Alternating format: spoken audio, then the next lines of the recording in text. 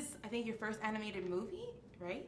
It's my first Pixar animated movie, Oh, so okay, that's a whole other thing. So yes, I'll say yes. So what is it that you love about voice acting, and what's the most challenging thing? I would say the most challenging thing is you don't have your castmates in the room with you, so you're not interacting face to face. You're just kind of, it's like a loose, almost like improv style thing. You know, the director and the writers will throw stuff at you, and you just kind of, it's a little experimental, which is kind of cool and interesting and challenging. But yeah, it's a little different. It's definitely different than film and television. And Pixar is like this legendary studio, and this franchise, you know, it's been around for such a long time. The first one came out when I was like 5 years old. Yeah.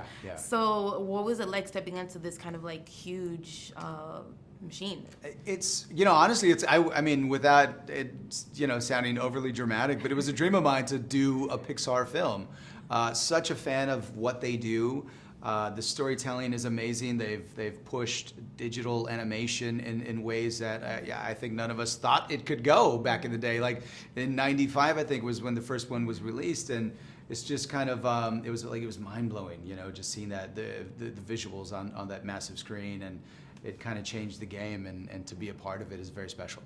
Now in this movie, there's this toy that's made for the first time. It's called Forky. Yeah. And it kind of reminds me of the nostalgia about toys, about things that mean so much to us growing up. Like, so what was your Forky as a child? Well, you know, I would make toys out of anything, which is one of the reasons why I love that character so much and why it's so endearing. But two of my favorite toys growing up were Star Wars characters and Legos.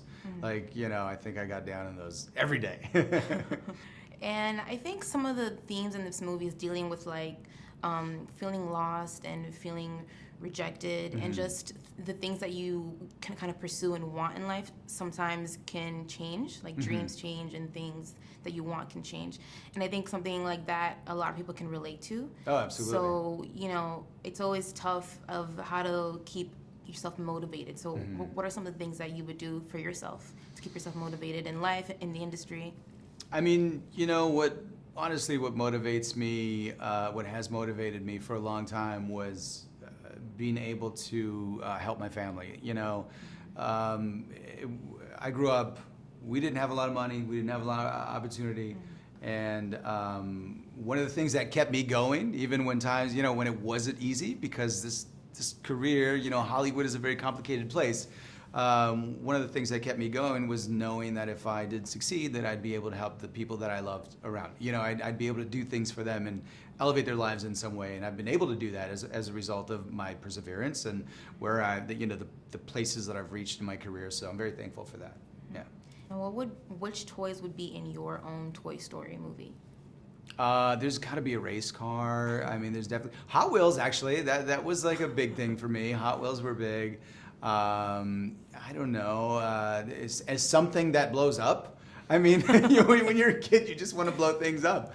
At least I did. Yeah, it's a little bit of everything. Like I said, Legos and Star Wars, those are sort of the go-to things. Yeah. And if there was some sort of spin-off with your character in that family, what do you think it would look like? A spin-off? Yeah.